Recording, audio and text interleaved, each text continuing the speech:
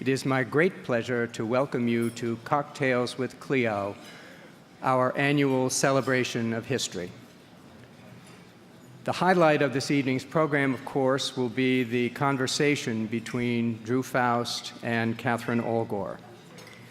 Dr. Faust is the 28th president of Harvard and the Lincoln Professor of History in Harvard's Faculty of Arts and Sciences. As president of Harvard, she has guided the university through a period of significant financial challenges while leading it to renewed prominence among global institutions of higher education. Dr. Faust is a distinguished historian of the Civil War and the American South. She is the author of 6 books. Her most recent, This Republic of Suffering, Death and the American Civil War, won the Bancroft Prize and was a finalist for both a National Book Award and a Pulitzer Prize. It was also named by the New York Times one of the 10 best books of 2008. Dr. Faust is an award-winning teacher of history and a member of the American Academy of Arts and Sciences. We're fortunate and grateful that she has agreed to join us.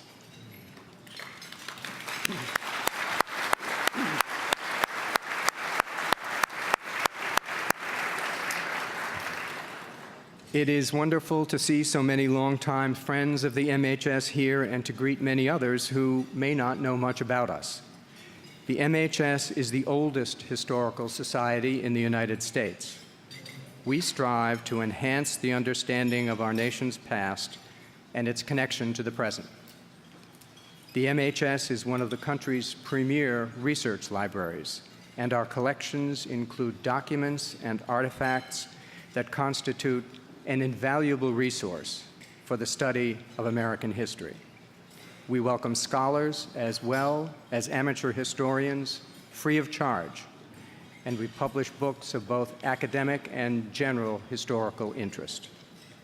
The MHS also offers many ways for the public to learn about our national experience, including thought-provoking speakers programs, engaging exhibitions, and stimulating seminars. To learn more about the Society and to view the regularly updated calendar of public programs, I urge you to visit our website at masshist.org. The proceeds of ticket sales and donations from this evening's gathering will support another critical initiative of the Society, the Center for the Teaching of History.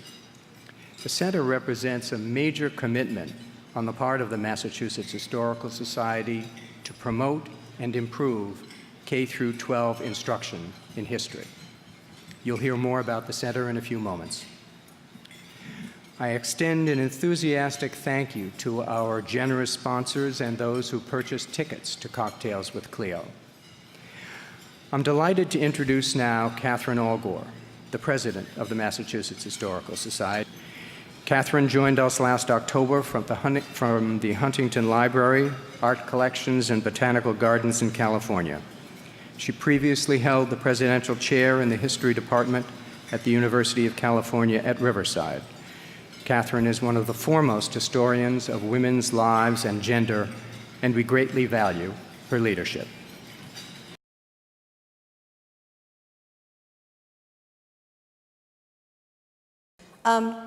So I do have questions on my little cards, but I'd love us just to have a conversation, and I'd like to start actually talking about your origin story, as we would call any superhero. It's always interesting to me to understand how a historian is made. You know, sometimes it's a favorite class, a teacher, a special book. Sometimes it's even a field trip to a place like the MHS. But you can almost say that you were a historian made by geography. That's really a great way of putting it. I grew up in the Shenandoah Valley of Virginia, and I was a child there in the 1950s and 60s. And we were just surrounded by history. On weekends, we'd go visit Civil War battlefields.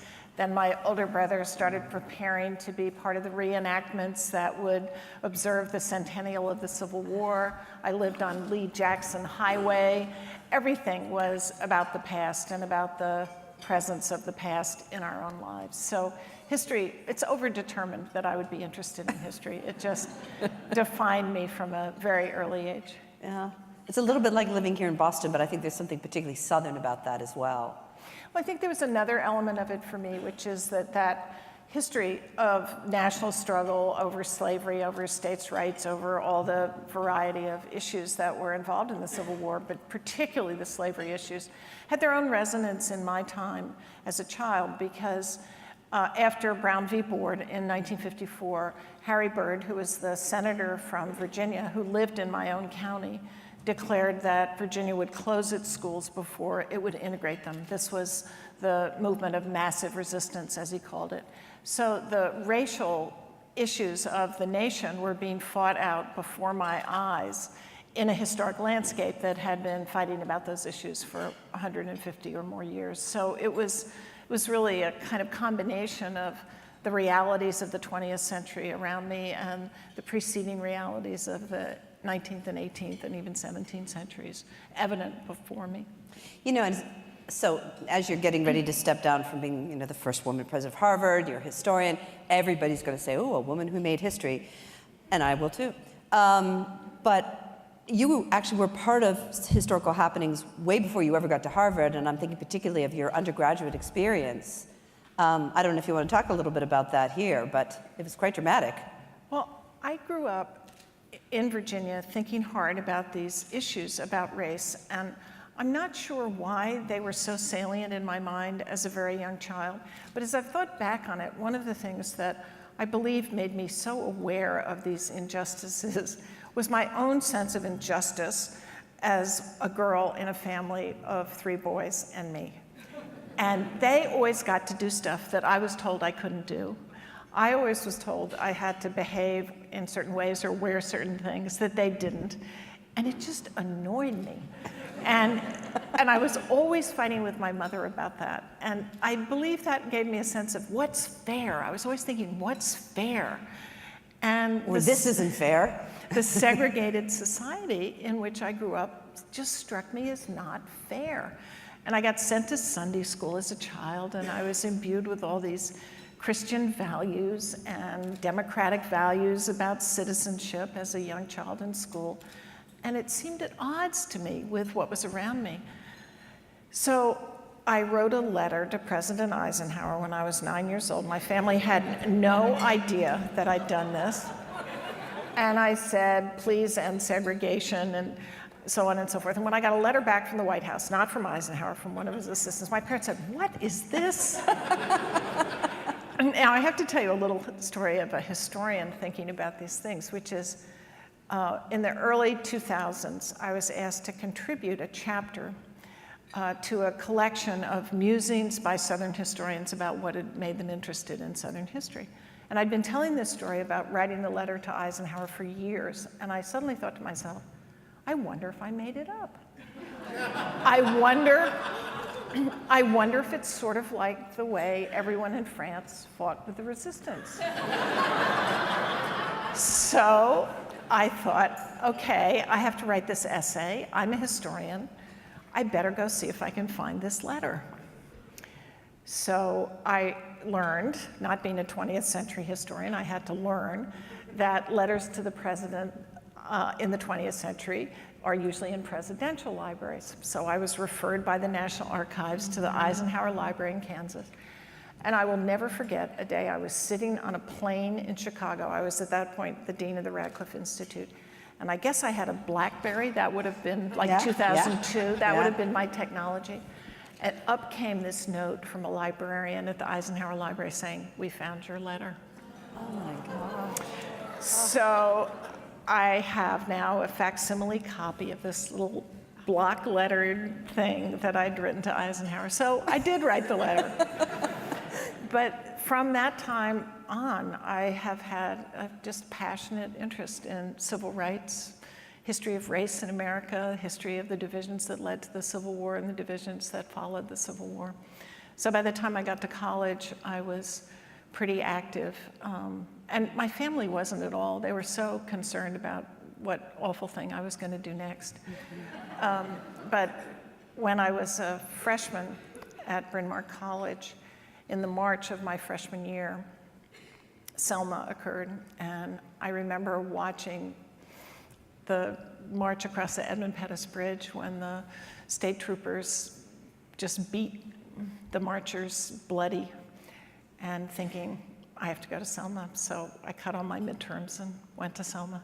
And for me, there's a kind of wonderful circling back about this, because one of the heroes of that moment and that incident at Selma was John Lewis. And he will be our commencement speaker next week at Harvard. And so it's so meaningful to me to have spent time with him. I went back for the 50th anniversary of Selma a couple of years ago in his company, and I can't tell you how exhilarated and honored I was by seeing someone who had sacrificed so much for something that matters so much to all of us. Oh my gosh, yeah. Well, speaking a little bit of the South and your role as a Southern historian, one of your books was very important to me. It was called Mothers of Invention, Women of the Slaveholding South. And what's interesting when I look at it now, I realize you were sort of mid-career when you wrote it, and you're researching and writing this book about women in the 80s and 90s. And I always think that those of you and me who did it were making a sort of deliberate choice, because women's history was a field often seen as a field apart from history. So can you tell us what led you to that work and how it has, if it has, influenced your subsequent research, which doesn't necessarily focus on women? I got very interested in war and how wars change society. And I started teaching a class. I was at the University of Pennsylvania for 25 years on the faculty. I started teaching an undergraduate class. I always taught a history of the South class, but then I started this little seminar on war and how war changes things and changes ideas and changes societies. And a big part of that was thinking about the home front and what goes on behind the front line and what goes on apart from the generals and statesmen who are guiding most wars. And that made me very interested in dimensions of the Civil War that really hadn't been explored much before. And one of them was about the experience of women, and particularly the experience of women who had been people of privilege and had had the assumption of peace and prosperity and power and privilege. And when war turned all that upside down and they were asked to do things that were not at all consistent with their understandings of who they were, how those changes affected them and how they either dealt with change or resisted change. So that got me really interested in thinking about slaveholding women and how the overturn, the threats to slavery, the departure of so many men, and then the death of so many men in the South changed their lives and their perceptions. The biggest impact that that book had on my consequent work was, as I read their diaries and letters and listened to their voices, what I heard them talking about all the time was death. And in Southern society, where the death toll was so devastating, that of course was the modal experience of most people in the South. And yet it was so obvious that no one had thought to write about it. And so it was that book and listening to those women's voices that led me to write the book about death, This Republic of Suffering. Of course, it was like a direct line. And I remember in the book what was so different about, very different experiences between slaveholding women of the South and women of the North. This war is being fought on their ground, on their backyard. And they're the ones experiencing it in a, not to discount Union women, but in a very visceral way. It is literally happening in their backyard. One collection of papers that I found so illuminating were those of a woman named Lizzie Neblett, who was in Texas. And when her husband went off to war, she had to manage I think there were about 14 or 15 slaves on their plantation, might be too glorious a word for it, but their large farm. And she found herself both terrified and completely ill-equipped to be a manager, to be a master. And yet someone had to be the keeper of order on this plantation if they were going to continue to produce crops and so forth. And so seeing these roles shifting cast the previous assumptions into such sharp relief that I felt it gave me a picture, not just of the disruption, but of what was being disrupted and the assumptions that had supported that society prior to the outbreak of war. Yeah. So let's shift a little bit to talk a little bit about your Harvard career. At the 2016 Harvard commencement speech, you reflected on the rather alarming state of the world. One can argue that things have become even a little bit more dire. Still, precisely because of the way things are today, our own Peter Drummey calls this the golden age of history, meaning that lots of people are recognizing the need to study history, as we were talking about earlier today. It seems particularly urgent, and the calls are coming from all quarters.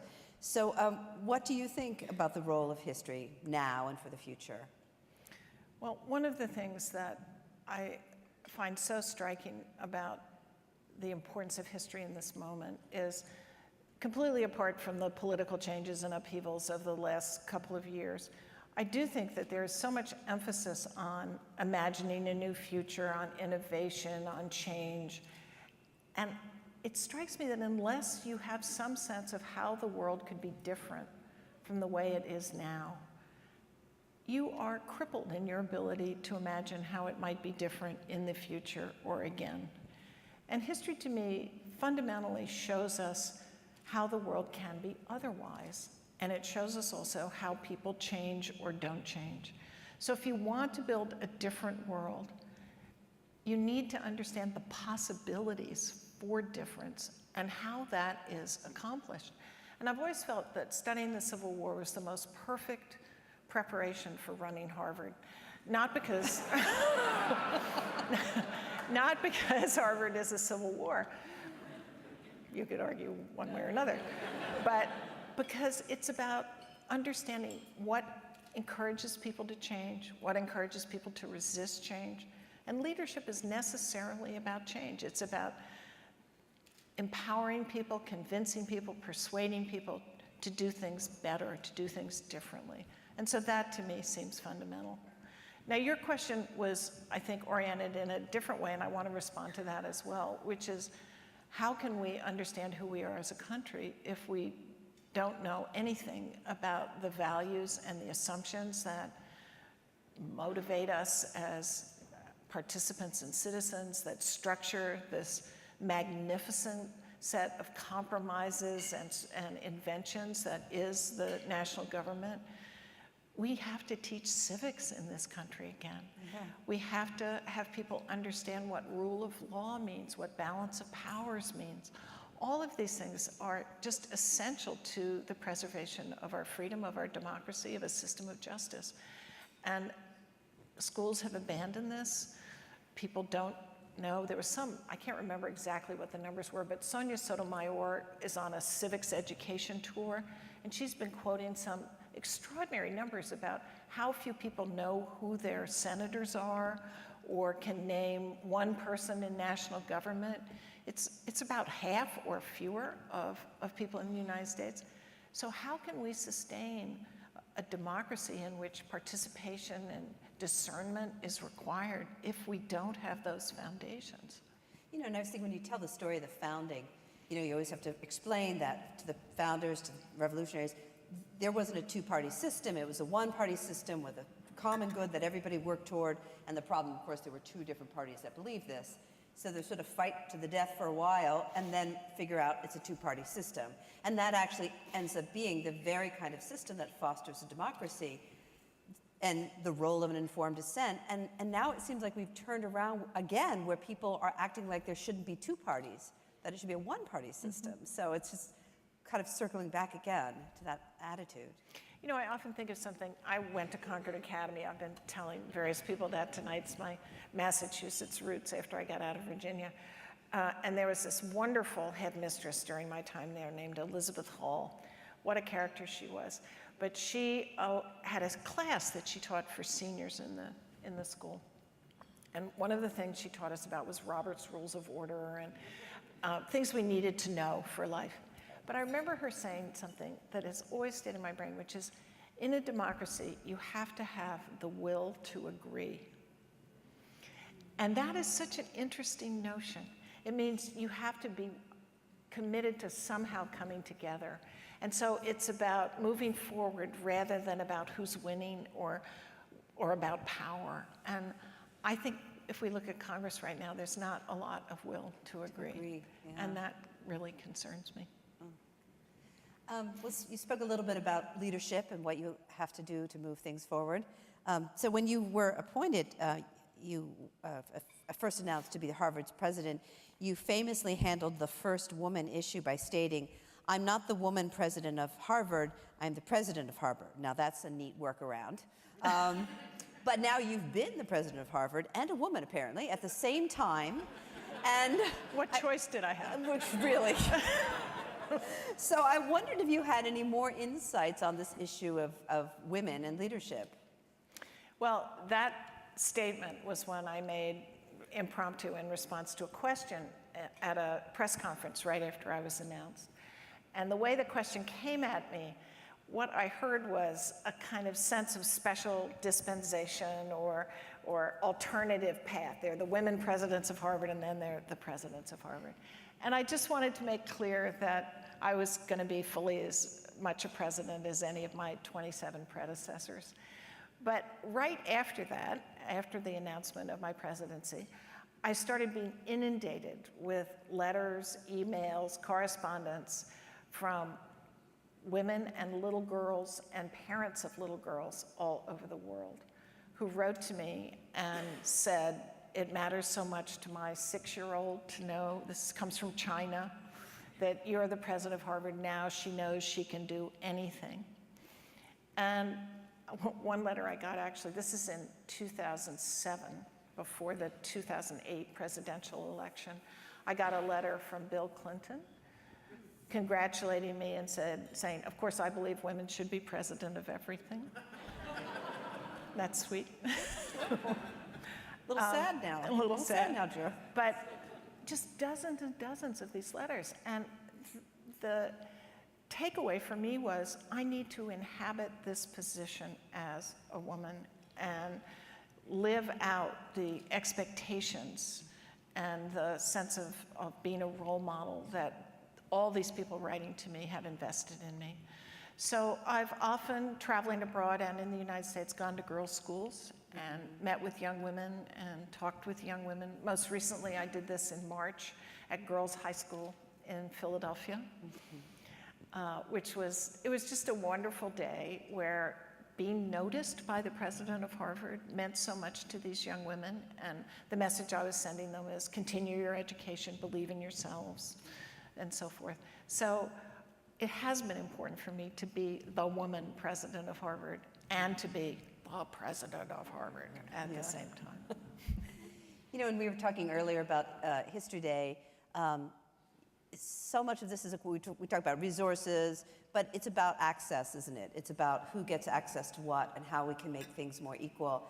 And I thought it particularly relevant because we're having you here, and one of your legacies at Harvard is your efforts to give more people and more kinds of people access to a Harvard education. So if you don't know that Drew offered financial aid packages for people, sort of pioneered policies that helped middle class and lower class families afford Harvard. So as you're stepping away, what do you think are the next steps to ensure that the best and brightest of the nation get to go to a place like Harvard or any other wonderful institution? In 2007, soon after I became president, we instituted a new financial aid policy that stipulated that any family that made less than $65,000 a year, that student would pay no parental contribution.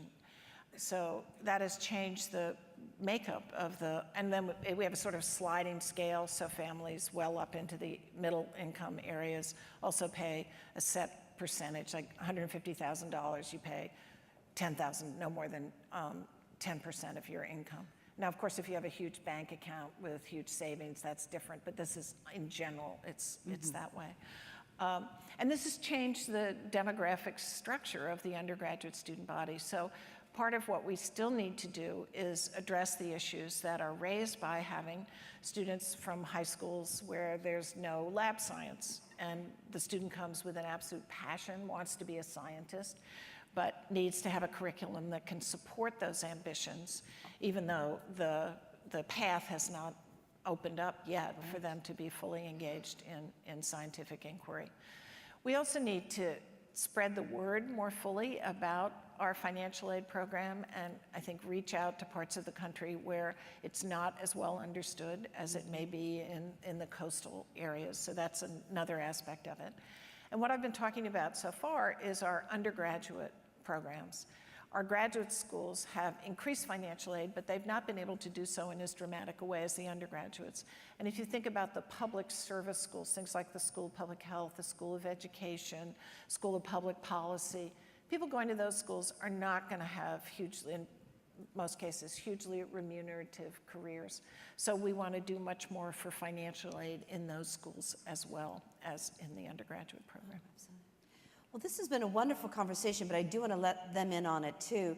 So would you take a few questions? Sure. Of course. Opening it up to you, do you have a question for our guest? They're so well.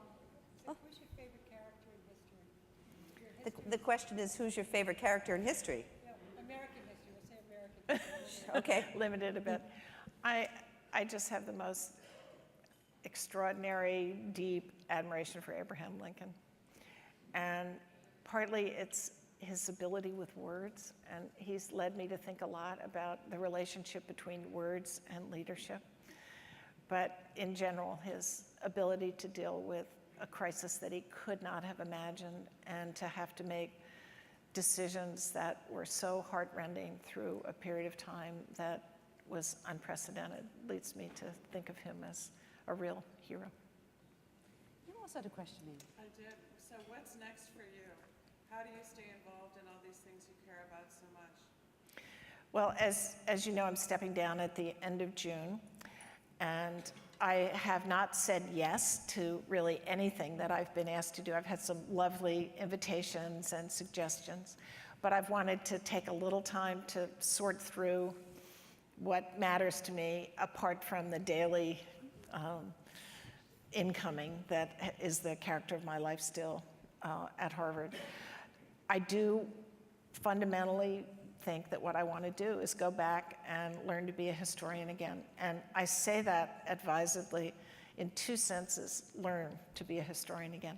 I'm very behind in my field. I have not been reading the literature that has come out over the past 11 years.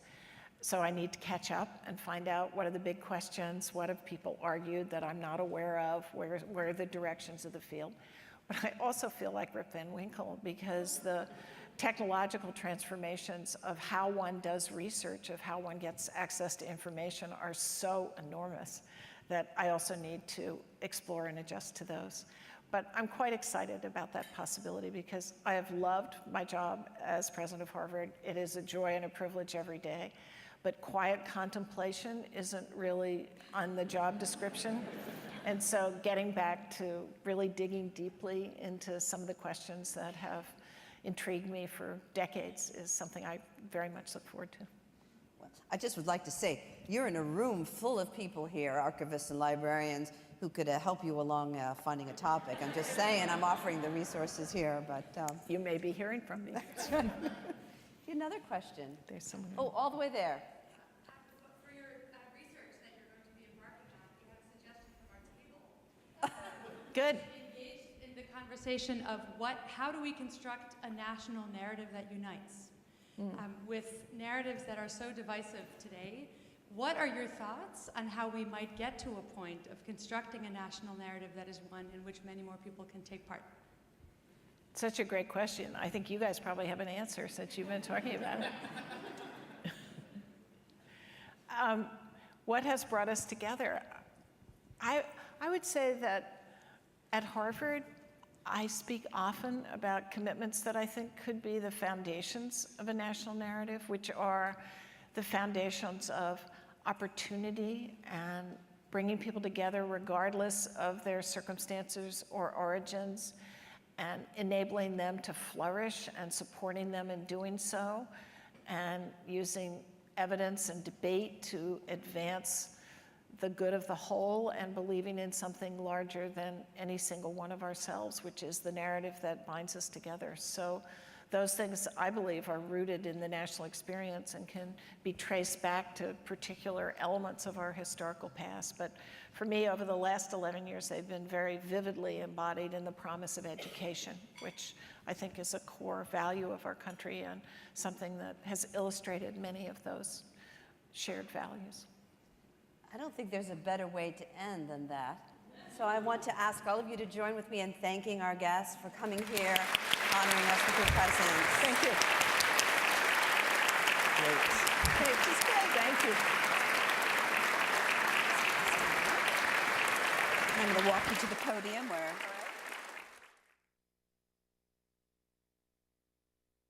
Goodness. Tonight, we are inaugurating a new MHS tradition.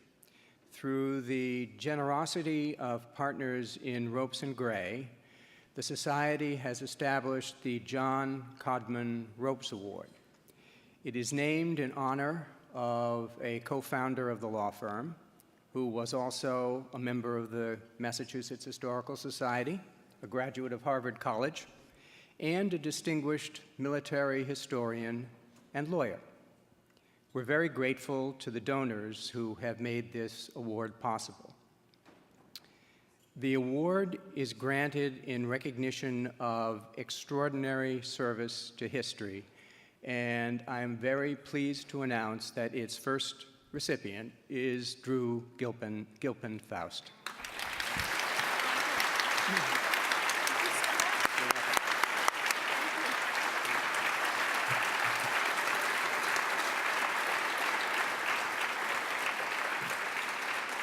As a scholar and educational leader, Dr. Faust has made remarkable and lasting contributions to the field of history.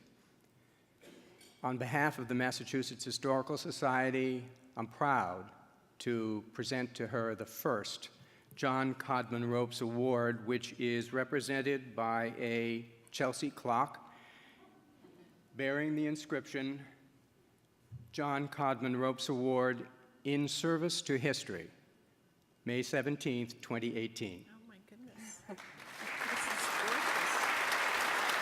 Thank you. Beautiful. Really beautiful. Thank you so much. You're very welcome. So, can I say a word? Or is that appropriate now? Do you want to say some more? I'm finished. I'm so honored by this and have many friends at Ropes and Gray, so this means a great deal to me. But I'm also so grateful to the Massachusetts Historical Society. Those of you who have read This Republic of Suffering know that one of the main characters in that book is Nathaniel Bowditch, and he is someone whose name is inscribed in Memorial Hall at Harvard because he died in the Civil War. But he is also a leading figure in the manuscript collections of the Massachusetts Historical Society. So I spent many days reading the extraordinary scrapbooks that his father, Henry Bowditch, put together upon his death, remembering his son and trying to manage his own grief. And it is an extraordinarily moving story and one that has made me feel tied to the Bowditches, but also so grateful to the work all of you support at the Massachusetts Historical Society and the windows into the human experience and into our national past that they have opened for me and that they open for so many others. So thank you for your support for history. I think it has never mattered more. And I am so delighted to be honored by this society with this wonderful award and to be in your company tonight. Thank you very much. You'll have this back. It's gorgeous. We're going to escort you off, and I'm going to say goodbye to everybody.